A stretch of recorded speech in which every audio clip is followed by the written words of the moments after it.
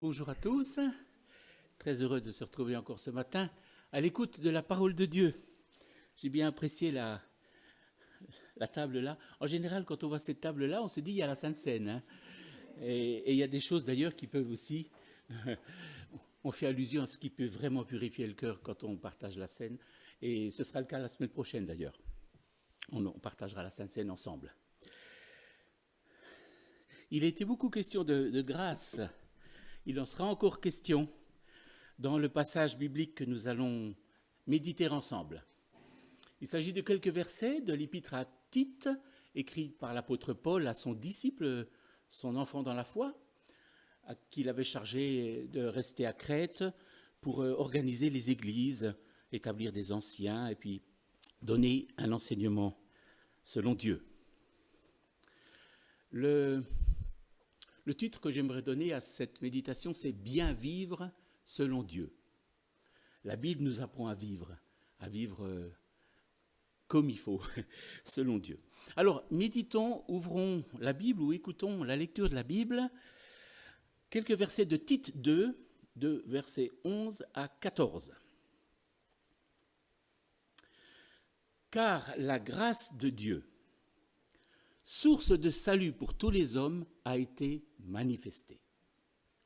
Elle nous enseigne à renoncer à l'impiété et à vivre dans le siècle présent selon la sagesse, la justice et la piété, en attendant la bienheureuse espérance et la manifestation de la gloire du grand Dieu et de notre Sauveur Jésus-Christ, qui s'est donné lui-même pour nous, afin de nous racheter de toute iniquité et de se faire un peuple qui lui appartienne, purifié par lui et zélé pour les bonnes œuvres. » Voilà, ce texte que beaucoup parmi nous connaissent, ce sera pour certains un rappel, mais il est bon de se rappeler les choses. L'apôtre Paul lui disait aussi, je vous rappelle ces choses.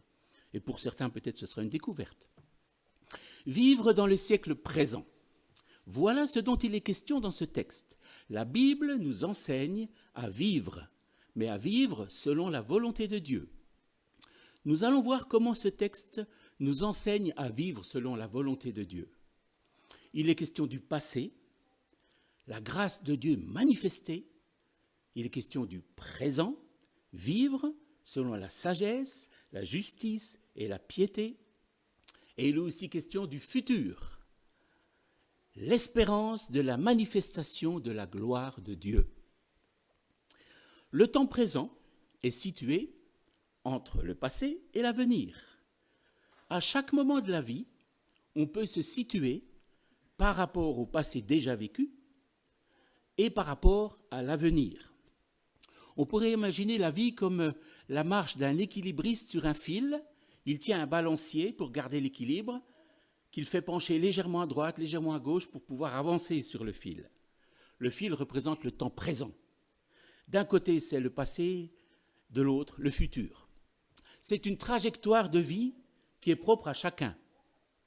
Chacun vit une vie unique, avec son histoire personnelle et son futur personnel aussi. Mais tous les chrétiens ont quelque chose en commun. C'est la grâce de Dieu manifestée dans l'histoire et un avenir glorieux et certain qui nous est promis. Car la grâce de Dieu, source de salut pour tous les hommes, a été manifestée. Quelle est cette grâce de Dieu? Source de salut pour tous les hommes. Il s'agit de la personne de Jésus-Christ. La grâce est venue à travers Jésus-Christ, a écrit l'évangéliste Jean. La loi a été apportée par Moïse et la grâce par le Messie Jésus. Elle est source de salut pour tous les hommes. Cela ne veut pas dire que tous seront sauvés, mais que tous les sauvés le sont par Jésus. Le salut de tous est Jésus. Cette grâce a été manifestée dans le passé. C'est un fait historique. Le Christ a vécu sur la terre, il est mort, il est ressuscité. Les évangiles nous décrivent sa vie et ses œuvres. Et nous l'avons cru. Nous y avons cru. Chers frères et sœurs, chrétiens, Cette grâce nous a atteints, chacun d'une manière particulière. On pourrait en témoigner, il y aurait autant de témoignages différents que de chrétiens différents. Mais nous avons en commun cette expérience de la grâce. En quoi cette grâce nous a-t-elle touchés? Quel est son contenu? Cette grâce, c'est une faveur imméritée, un cadeau gratuit. C'est le pardon de nos péchés qui nous séparait de Dieu et le don de la vie éternelle. C'est certainement le plus beau cadeau qu'une personne puisse avoir. Le Saint-Esprit nous a convaincus. Il nous a révélé la grâce manifestée par notre Sauveur. C'est ce que nous célébrons dans nos cultes. C'est ce qui anime nos chants. C'est ce qui fait notre joie. Mais la grâce ne se résume pas à l'acquisition du salut à venir. Ce n'est pas qu'un passeport pour l'au-delà. Avec ce passeport, je n'aurai plus qu'à attendre passivement l'avion qui me conduira au ciel. Non. Ce que dit Paul à Tite, c'est que cette grâce nous enseigne à vivre dans le temps présent. Elle est le fondement et le moteur de notre vie actuelle. Mais avant de voir comment la grâce nous conduit dans la vie, Paul nous dit que cette grâce nous enseigne d'abord à renoncer à l'impiété. Comment le fait-elle? Quel est le lien entre cette grâce et le renoncement à l'impiété? Souvenons-nous que la grâce manifestée est la personne de Jésus-Christ. Il est venu pour nous libérer du péché. Par son sacrifice sur la croix, il pardonne les offenses de ceux qui se repentent et nous donne une vie nouvelle, un cœur nouveau, une nouvelle naissance qui nous donne la capacité de renoncer à l'impiété et qui nous donne aussi la puissance de vivre présentement selon Dieu. Paul décrit ici cette vie nouvelle avec 3 mots: la sagesse, la justice et la piété. Non, je ne vais pas chercher quelque chose pour illustrer, je vais juste me rafraîchir.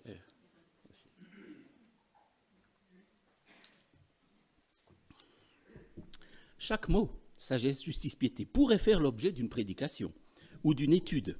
Mais voyons rapidement le sens concret qu'ils peuvent avoir. Vivre le temps présent selon la sagesse. Nous en avons bien besoin, car la vie est parfois compliquée. Nous ne savons pas toujours comment faire les bons choix, comment avoir les bonnes attitudes, comment éviter les fausses routes et les pièges.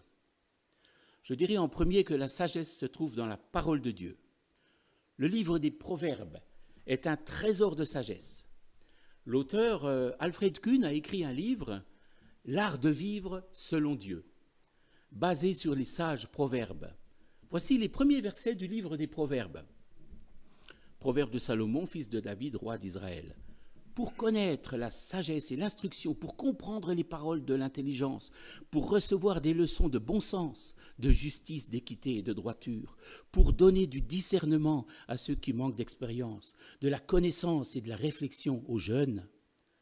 Que le sage écoute et il augmentera son savoir.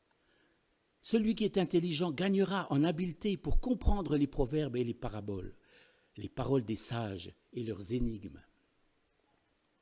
Ainsi, le livre des Proverbes est un manuel pour apprendre à pratiquer la sagesse.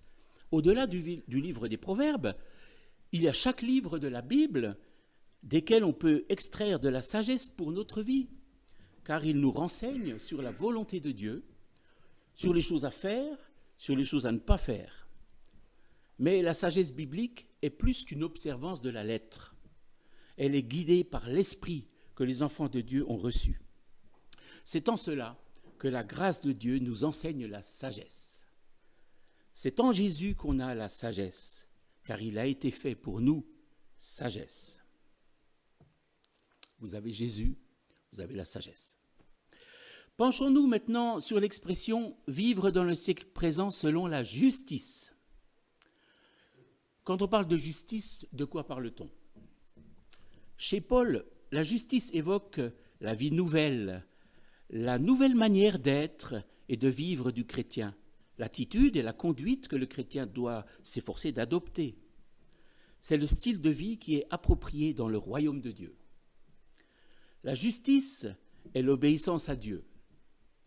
Et la définition, je l'ai tirée d'un dictionnaire biblique, d'un article de Sylvain Romerovski, que certains parmi nous connaissent.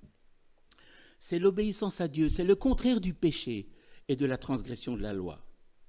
Livrer entièrement son être à la justice aboutit à la sainteté. La justice est faite de soumission à l'enseignement doctrinal et éthique chrétien fondamental. On est éduqué à ce style de vie par l'Écriture qui nous indique concrètement la manière juste de vivre. Elle découle de l'amour et est produite par Christ dans nos vies. Comme pour la sagesse, on a besoin des lumières du Saint-Esprit pour savoir comment adopter une attitude juste dans nos vies. Heureusement, la grâce est là, active, pour nous conduire humblement dans les voies de la justice. J'aimerais dire aussi un mot au sujet de la justice sociale. Je viens de suivre un cours d'éthique chrétienne avec Claude Bécher, et je suis de plus en plus sensible au sujet de nos engagements éthiques dans la société. Et c'est vrai qu'avec les lois qui sortent, le chrétien, je crois, a beaucoup de choses à dire. Il a une parole à faire entendre. Il me semble que les évangéliques ont quelque chose à dire au sujet de la justice sociale et peut-être à s'engager dans des actions qui viennent en aide à notre prochain. Relisons les prophètes qui ne cessent d'avertir le peuple et de secouer les religieux de leur temps qui négligent la justice de Dieu. Par exemple, Michée qui écrit « On t'a fait connaître, ô homme, ce qui est bien. Et ce que l'Éternel demande de toi, c'est que tu pratiques la justice, que tu aimes la miséricorde, que tu marches humblement avec ton Dieu. » En pratiquant la justice, on est une bénédiction pour le monde qui nous entoure, on est sel et lumière. Ainsi, le monde peut voir un témoignage positif de l'Évangile et pour certains découvrir la grâce de Dieu et son salut. Troisièmement, la grâce de Dieu nous enseigne à vivre dans le siècle présent selon la piété. La piété est une manière de vivre qui honore Dieu, issue d'une authentique connaissance de Dieu et de sa grâce manifestée en Jésus-Christ. Elle est l'expression normale et nécessaire de la vérité reçue. Posons-nous la question. Notre enseignement évangélique suscite-t-il la piété? C'est-à-dire, incite-t-il à obéir aux exigences de Dieu? Enfin, en tout cas, avec les messages que nous recevons de notre pasteur, c'est le cas. Notre enseignement manifeste-t-il correctement le don de la vie éternelle en Christ, d'où seule peut provenir la piété? L'apôtre Paul utilise dans ses écrits plusieurs fois le mot piété, en disant que son mystère est grand. Ce mystère, le voici. Celui qui a été manifesté en chair, justifié par l'Esprit, vu des anges, prêché aux gentils, c'est-à-dire aux païens aussi, cru dans le monde, élevé dans la gloire. Voilà le mystère de la piété. Il s'agit de Jésus-Christ. C'est lui la source et l'objet de notre piété. La piété, c'est aussi une vie de prière. La prière qui inspire notre action. Prier avant d'agir. Et notre engagement dans la vie présente. Elle nous relie à Dieu. La prière nous relie à Dieu. Quand on voit ça comme ça, c'est plus une corvée, c'est un privilège. Elle nous relie à Dieu, l'Éternel qui ne change pas. Nous y puisons la vie, la joie et les forces pour aller de l'avant. La piété est ce qui fait la différence entre un chrétien et un incroyant. Le chrétien est enthousiaste dans son sens étymologique. Ça veut dire il a Dieu en lui. Et ça change tout. Il peut apporter de l'espoir dans un monde désespéré, de la lumière dans les ténèbres, de l'encouragement, des paroles positives. Il peut être acteur de paix, de réconciliation. Il peut apporter la joie, la bonne humeur et être une odeur de vie. Nous venons de voir comment la grâce manifestée en Jésus dans le passé est un moteur pour notre vie présente. Mais ce n'est pas fini. Nous sommes dans une voiture à 2 moteurs. Je crois que quelqu'un avait fabriqué une voiture à 2 moteurs, n'est-ce pas Ben? Le moteur de la grâce venant du passé, qui nous pousse. Mais il y a aussi un autre moteur qui nous tire vers l'avant et qui vient du futur. Ce moteur, c'est l'espérance. Car la grâce de Dieu, source de salut pour tous les hommes, a été manifestée. Elle nous enseigne à renoncer à l'impiété, à vivre dans le siècle présent selon la sagesse, la justice et la piété, en attendant la bienheureuse espérance et la manifestation de la gloire du grand Dieu et de notre Sauveur, Jésus-Christ.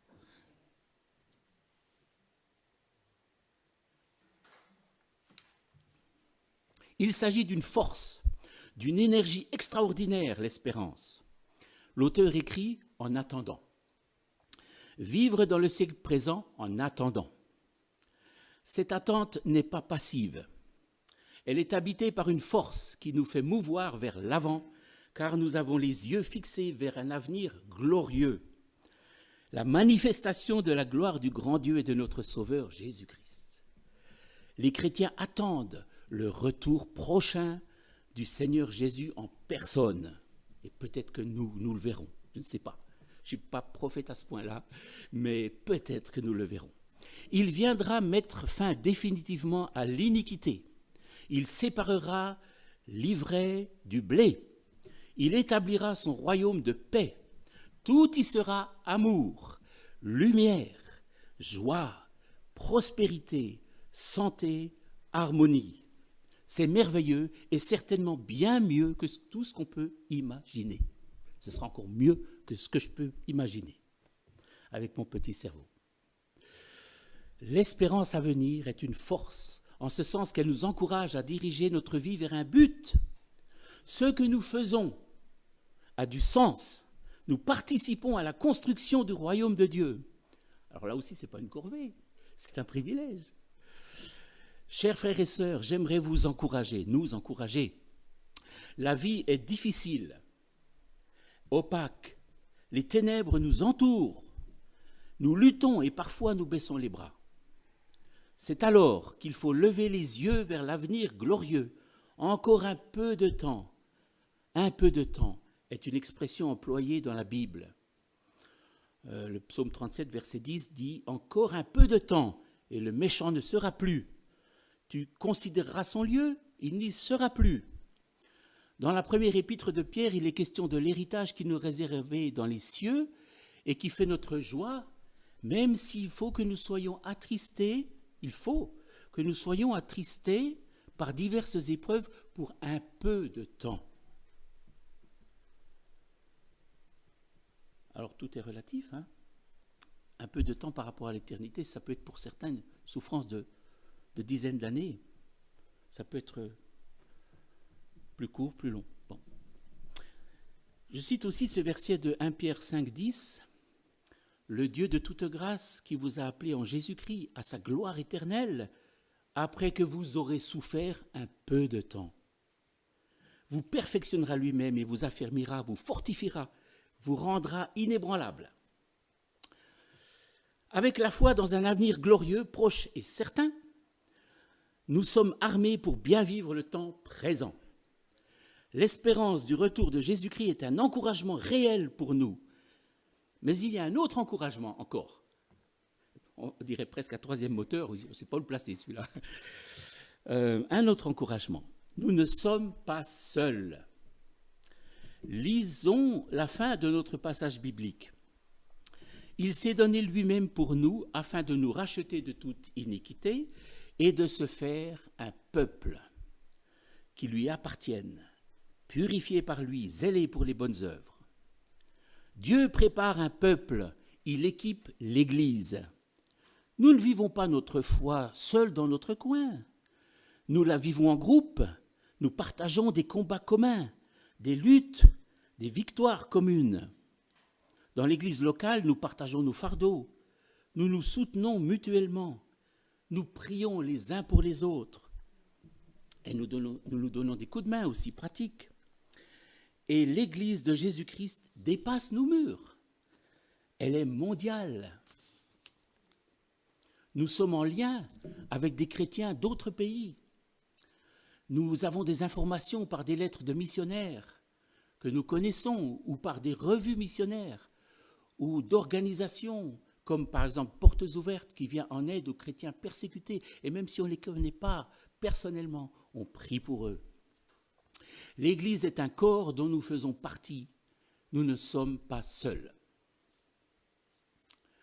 Mon dernier point concerne les œuvres. Il s'est donné lui-même pour nous afin de nous racheter de toute iniquité et de se faire un peuple qui lui appartienne, purifié par lui et zélé pour les bonnes œuvres. Nous avons vu ce matin comment vivre le temps présent selon la volonté de Dieu, avec la puissance qui vient à la fois du passé, par la grâce manifestée, et du futur, avec l'espérance de la gloire. Vivre le temps présent, oui, mais pour faire quoi? L'apôtre Paul parle avec insistance des œuvres. Rien que dans la lettre à Tite, il mentionne 6 fois le mot. Voici quelques versets qu'il écrit à Tite.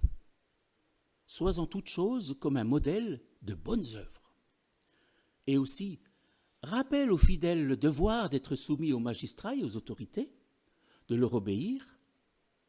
Après, je fais une petite parenthèse, dans la mesure où il ne nous impose pas de faire des choses contre notre conscience. Bon, mais ça, c'est un autre problème. De leur obéir, d'être prêt à toute bonne œuvre. Prêt à toute bonne œuvre. Et puis il cite encore, je ne vais pas les citer tous, mais il y a encore celui-ci que je souligne ce matin. Il faut que les nôtres aussi apprennent à pratiquer de bonnes œuvres pour subvenir aux besoins pressants, afin qu'ils ne soient pas sans produire de fruits. Les évangéliques mettent l'accent sur la grâce, à juste titre. Mais il n'en faut pas moins pratiquer les œuvres. C'est biblique, nous venons de le voir. Mais à condition de les placer au bon endroit. Alors je m'explique par une petite parabole. Ceux qui sont forts en maths, il y a un prof de maths, vous pourrez peut-être me suivre. Non, je plaisante. Je vais juste faire une équation avec 2 chiffres, le chiffre 0 et le chiffre 1. 0, ce sont nos œuvres. En elles-mêmes, et elles ne valent, vous allez voir, elles peuvent ne rien valoir du tout. Et puis 1, c'est Jésus-Christ. Alors, tout dépend où sont placées nos œuvres. Elles peuvent valoir beaucoup, mais elles peuvent valoir rien du tout. Alors, voici l'équation. Vous avez 0, ça vaut 0. 0, 0, ça vaut toujours 0. 0, 0, 0, 0. Autant de 0 que vous voulez, ça vaut 0. 1, ça vaut 1. 0, 1, ça fait 1. 0, 0, 1, ça fait 1. Autant de 0 que vous mettez avant le 1 ne valent rien. Donc, nos œuvres, si nos œuvres sont faites avant la révélation de Jésus-Christ, si nos œuvres sont faites pour avoir quelque chose, elles ne valent rien, parce que nous ne pouvons pas produire quelque chose de bien avec nos œuvres seulement. Par contre, si vous mettez le 1 et vous mettez un 0, ça fait 10. Rajoutez un 0, ça fait 100. Rajoutez un 0, ça fait 1000.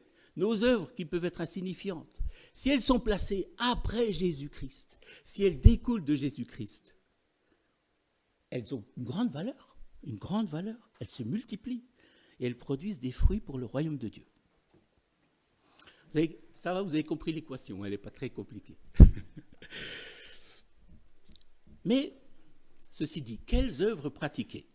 Et là, je suis vraiment sincère, je me la pose aussi cette question personnellement. Moi qui vais être en retraite dans un peu plus d'1 année, qu'est-ce que je vais faire du reste de ma vie? C'est des bonnes questions à se poser, qu'on soit près de la retraite, qu'on soit jeune, qu'on soit enfant. Il y a tant de possibilités. Que faire? La Bible dit que nos œuvres sont préparées d'avance par Dieu.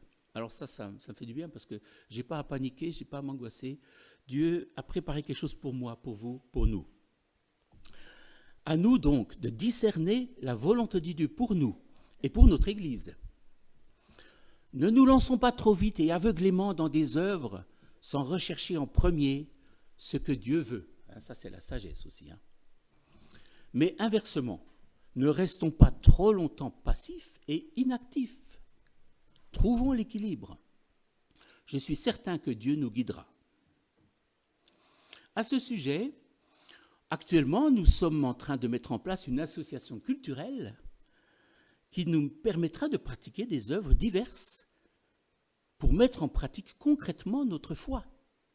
Nous ne savons pas encore précisément ce que nous en ferons, mais nous souhaitons et nous prions que ce soit un outil dans les mains de Dieu. Alors en conclusion, j'aimerais résumer ce que je viens de dire en une phrase. Vivre le présent selon Dieu par la grâce manifestée en Jésus et dans l'espérance de la vie éternelle en pratiquant les œuvres que Dieu demande. Dans la lettre à Tite, là c'était le chapitre 2, mais au chapitre 3, Paul reformule cette pensée avec les mots suivants que je vous lis. « Car nous aussi, nous étions autrefois insensés, désobéissants, autrefois, donc le passé, parenthèse, c'est le passé autrefois, désobéissants, égarés, asservis à toute espèce de convoitise et de volupté, vivant dans la méchanceté, dans l'envie, dignes d'être haïs, nous haïssant les uns les autres. Mais lorsque